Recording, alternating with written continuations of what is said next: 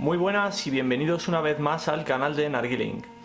Bien, en el vídeo de hoy y en esta ocasión quería hacer un vídeo especial, algo distinto a lo que he hecho hasta ahora, que bueno, me he dedicado simplemente pues eso, a hacer reviews, a analizar cachimbas, tabacos, quizá hacer algún tutorial, pero hoy traigo una pequeña lección de historia, ya que es un tema que me interesa muchísimo en el mundo de la sisa, ¿no?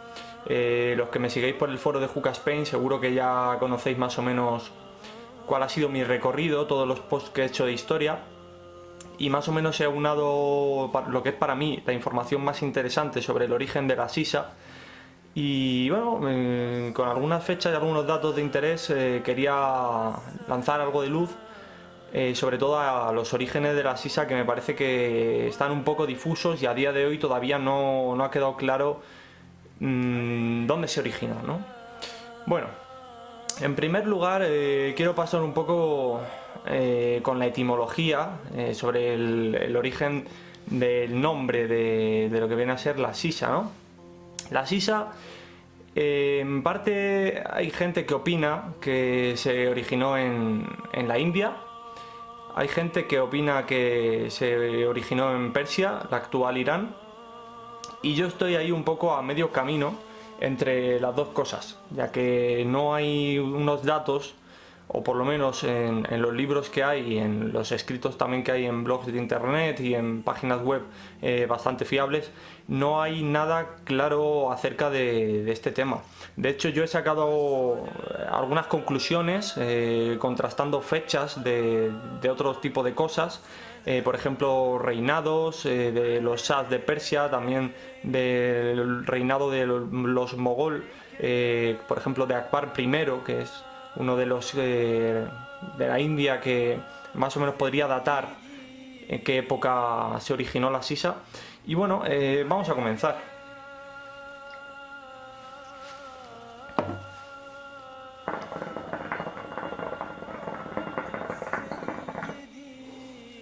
Antes de nada, hoy estoy fumando con la Narra Swill, manguera de Sultan Palace, es una manguera turca, cazoleta vintage de cachimbas y sisas.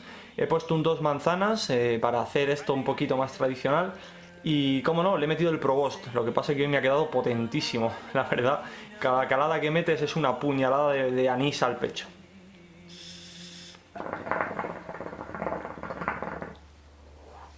Bien, la palabra narguile. Narguile viene del nargil, que sería en persa coco. ¿Por qué se llama coco? Bueno, también sería narikela en el sánscrito de la India.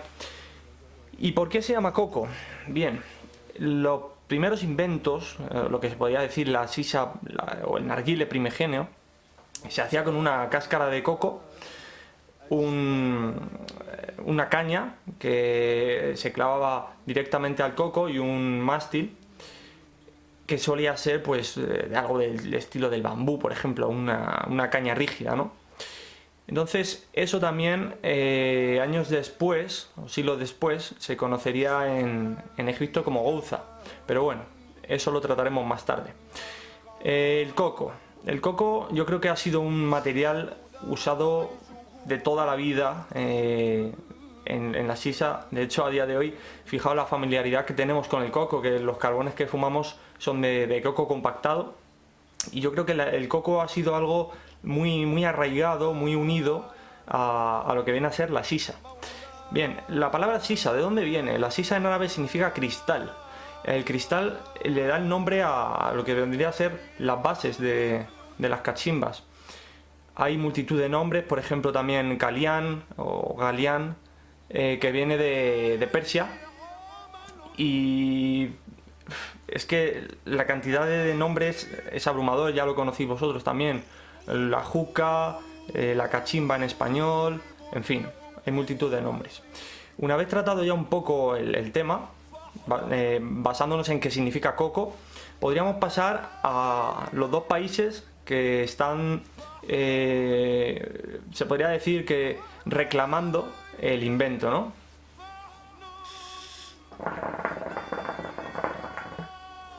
La India o Persia. Persia, actualmente Irán. Bien, luego hay países también que se puede decir que en internet sí que hay gente que da este invento a países como Egipto, Siria, Turquía o lo que sería el Imperio Otomano, la Turquía, ¿no? Yo creo que eso es un completo error, ya que simplemente en esos países llegó la cachimba simplemente por el contacto que tenía con otros pueblos, otras culturas.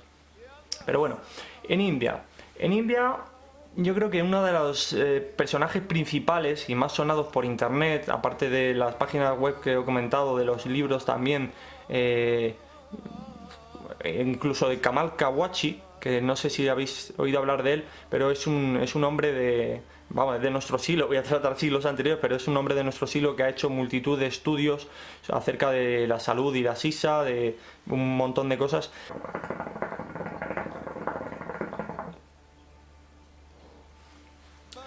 Bueno, entre esta multitud de nombres encontramos el famoso Irfan Shaikh, que ya he comentado que fue un médico de la corte mogol en la época de Akbar I, que más o menos este reinado de Akbar I sería entre 1542 y 1605. Eso ya es una fecha que más o menos nos da un margen para imaginarnos en qué época pudo aparecer este invento, ya que se atribuye a Irfan Shaikh y es un médico que simplemente este invento lo hizo para curar, por ejemplo, dolores de cabeza y demás, porque la cachimba en un principio no estaba asociada al tabaco. Tenemos que tener en cuenta que el tabaco no se descubre hasta que se descubre América y no llega, por ejemplo, a España hasta 1577, que en España y Portugal fue uno de los primeros lugares del viejo mundo donde llegó el tabaco. Y en estas fechas también rondaría precisamente los orígenes en Persia, ¿vale? En Persia, uno de los datos más fiables de los que nos podemos guiar sería el de un poeta llamado Ali Shirazi, que vivió más o menos en el reinado del Shah Tahmasp I. El Shah Tahmasp I,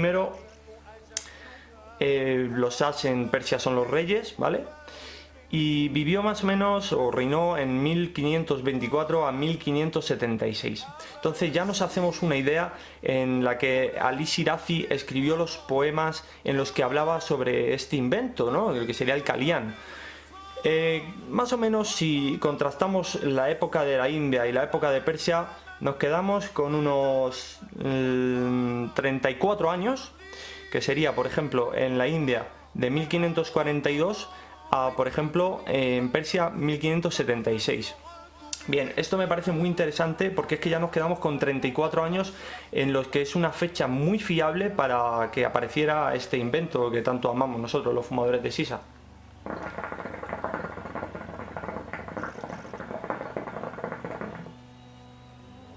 Bueno, podemos recordar una vez más que este invento era puramente medicinal, ¿vale? Se fumaba distintos tipos de hierbas, de plantas, que el objetivo simplemente pues era eso, se podría decir un poco, malmente hablando, colocar un poco a la persona en cuestión que tenía algunos males de tipo jaquecas y demás. Y me parece un dato muy interesante señalar que hasta el año 1600 no hay constancia de que en Persia hubiera tabaco. A partir de 1600, quizá unos años antes obviamente, a partir de esa época se puede decir que ya hay constancia del tabaco. Recordamos, por ejemplo, que Isfahán es uno de las regiones donde el tabaco tiene mayor calidad para lo que se podría decir que es este tabaco de Oriente, ¿no? Recordamos, por ejemplo, el tombak, el tombeki. Dependiendo de la zona, el tombak o el tombeki podría ser de Isfahán o de Turquía. En esta época ya tenemos tabaco. Bien. Una vez que tenemos tabaco, se empieza a utilizar el tabaco, ya que quedó comprobado que, por ejemplo, los indígenas en América el tabaco lo fumaban, ¿vale? Pues una vez que queda claro que el tabaco se fuma, dijeron, si tenemos un aparato de fumar, ¿por qué no vamos a utilizarlo con esto, ¿no? Bien, ¿qué más comentar? Por ejemplo, una vez que tenemos esto de Persia y de la India, ya podemos decir que estaban fumando a la par tabaco, también mezclado con otro tipo de plantas de hierbas. Por ejemplo, en Turquía, lo que sería el Imperio Otomano, en la época del siglo XVIII-XIX, hay una gran moda, hay un boom. Se podría asemejar incluso al boom que estamos viviendo ahora mismo con la cachimba. Y es algo que me gustaría poner de relieve, ya que Turquía fue, o lo que es el Imperio Otomano, fue un imperio que se expandió muchísimo, al igual que el Imperio Persa. Estos contactos entre poblaciones llegaron, por ejemplo, a Egipto. En Egipto tenemos constancia de que a lo largo de todo el siglo XIX hubo contacto, y en 1867 fue cuando el ejército otomano dejó Egipto. ¿Qué sucedió? Por ejemplo, Egipto ya había una población fumadora de tabaco de sisa, se podría decir, de tabaco de cachimba, que se vio huérfana, por así decir, sobre todo de material. Tenían las cachimbas de los otomanos, unas cachimbas que ya por aquella época eran bastante desarrolladas, se alejaban bastante ya de la mítica gouza o de la mítica nariquela de coco. Ya tenían sus bases bien hechas, sus mástiles de metal y sobre todo un tabaco de altísima calidad que procedía sobre todo de Isfahán, ¿vale? De Persia. ¿Qué pasó? Pues que los egipcios se quedaron sin tabaco, sin cachimbas, y dijeron, madre mía, ¿ahora qué hacemos? Empezaron a desarrollar sus propias cachimbas y sus propios tabacos. Ahí es cuando entró la gouza. Siglos después de la supuesta invención de la India, apareció otra vez en Egipto las bases de coco, también incluso bases de calabaza.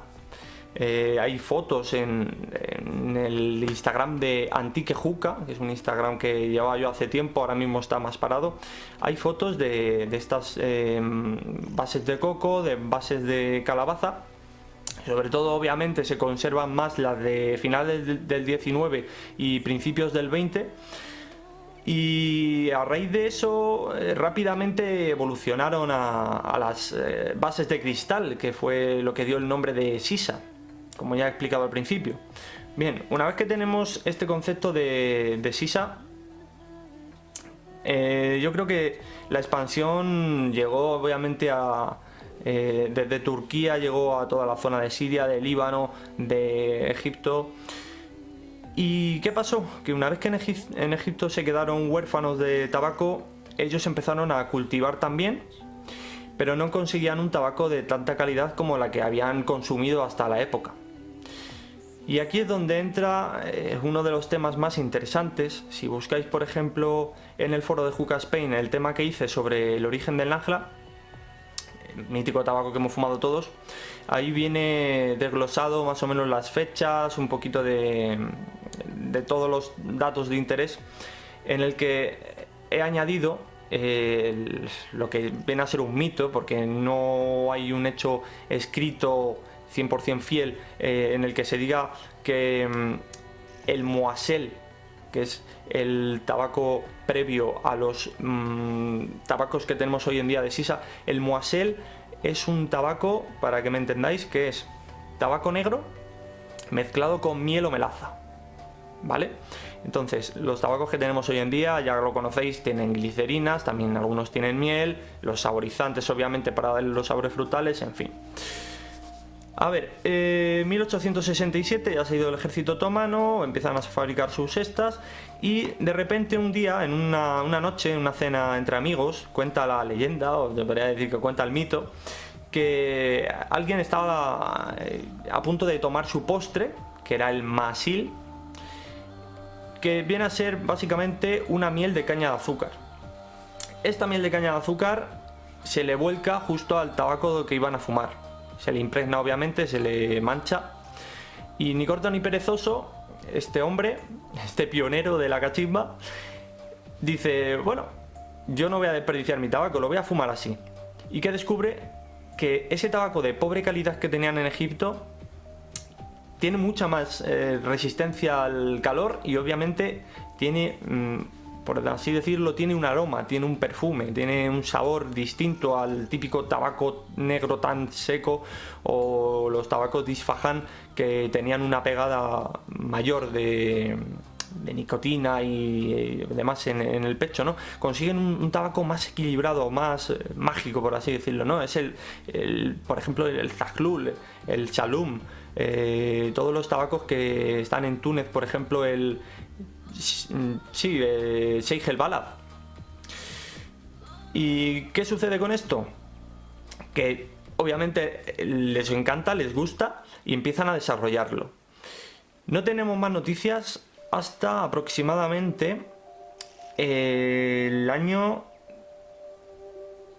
1913, que es cuando se funda Nakhla.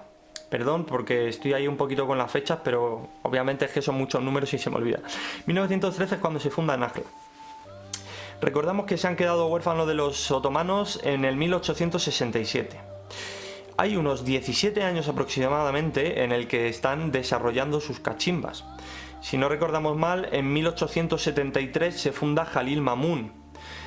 Otra marca muy reconocida, aunque aquí en España quizá no tanto, sería Al-Hawanki, que se fundó en 1890. Tenemos unos 17 años en el que estamos entre las gouzas y las cachimbas de metal con bases de cristal. Me parece también un tema interesante apuntar que hasta 1990, ya en pleno siglo XX, no se desarrollan las purgas, que se desarrollan precisamente en Egipto. Hasta entonces se había fumado sin purga en Turquía, en Irán y en todo el resto de países, porque de hecho no les hacía falta. Quizá la purga aparece por esa necesidad de manejar un poco la gestión de calor o rebajar ese humo viciado que está en las cámaras o en la botella de la cachimba. Sin desviarme mucho más del tema, porque me he vuelto otra vez a las cachimbas y demás y estaba tratando el tema del tabaco, volvemos a Nakhla. Nakhla, 1913. Ya se supone que hay un protomoasel, ¿vale? Que es este tabaco negro con miel. Y en 1955, que sería ya el hijo del fundador de Nakhla, se desarrolla o se lanza al mercado el Zaghloul, que es el primer moasel reconocido como tal, ¿no? Como marca. Zaghloul, que es de Nakhla, es desarrollado y copiado, desarrollado también por otras marcas. Por ejemplo, Salum no sabría decir qué fecha es. Si miro el paquete probablemente ponga la fecha, pero es que no lo recuerdo, lo siento. Y diréis, más o menos desde estos tabacos negros con melaza, ¿en qué momento aparecen los tabacos que conocemos hoy? Tabacos con sabores de frutas. Obviamente son todo aromas y demás. Aparece a partir de finales de 1970, principios de 1980, con otra generación nueva de la familia de Nakhla. Bueno, esto ya encamina a los tabacos que tenemos hoy en día, obviamente, porque ya podríamos tener ese dos manzanas, esas mentas, esos multifrutas, los tutti frutti míticos de Nakhla. Y tenemos ya planteado un conjunto de fechas y más o menos de hallazgos o de descubrimientos y de desarrollos del mundo de la sisa. Se puede indagar muchísimo más. Si os leéis los posts que tengo escritos desde hace 2 años para acá en el foro de Hookah Spain, veréis que gracias a un montón de españoles el tabaco llegó a un montón de puntos del mundo. En la época de los orientalismos, sobre todo en las artes, tanto en la pintura como en la escritura, hay un montón de gente de Europa, ya sea de España como de Francia, que viajan a Oriente y quedan completamente encandilados con este método de fumar, y muchos de estos orientalistas, por así decirlo, dejaron plasmado tanto en pinturas como en libros poemas o demás, los métodos de fumada que tenían en estos países. Por ejemplo, yo siempre pongo como ejemplo máximo un pintor francés llamado Jean-Léon Gérôme, que consigue un montón de cachimbas, tanto de Irán como de la India, y me parece magnífico los cuadros que tiene este hombre, porque ilustran sobre todo en el siglo XIX qué calidad tenían las cachimbas, las pipas de aquella época, las pipas de agua. Es magnífico, es increíble.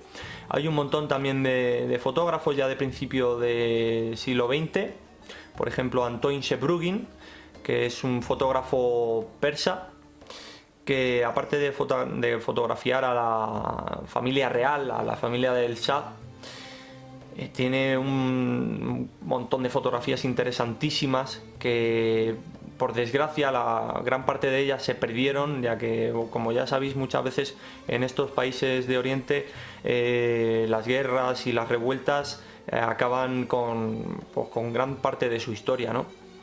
Pero bueno, yo qué sé, tanto los españoles que trajeron el tabaco a Europa, como por ejemplo también un francés que estaba por Portugal, que se apellidaba Nicot, que apodó la nicotina, de hecho, se llama la nicotina así gracias a él, pues también influyó en gran parte en que a día de hoy un montón de gente que estaba en el sitio adecuado, en el momento adecuado, aportara algo al mundo de la sisa, ¿no? Así que tanto Cyril Elwood, que fue un médico inglés que estuvo en Persia a principios del siglo XX, como por ejemplo Irfan Shaikh muchos siglos antes, o por ejemplo el poeta Ali Shirazi, han contribuido de manera muy rica, aunque la mayoría de las veces por pura ignorancia o por lo que decimos el postureo, se desconoce completamente y nosotros vemos una cachimba y decimos vamos a tirar humo, ¿no?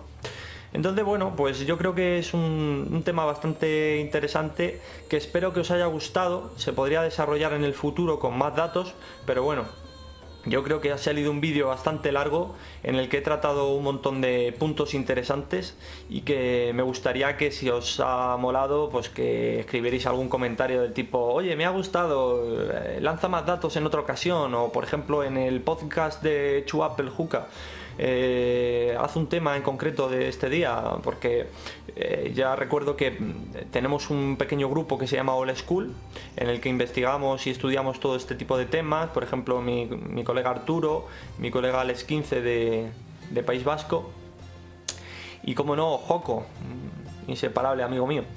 Así que bueno, sobre todo que viva Juca Burdar, porque gracias a este fumador de sisa de nuestra época hemos conseguido gran información.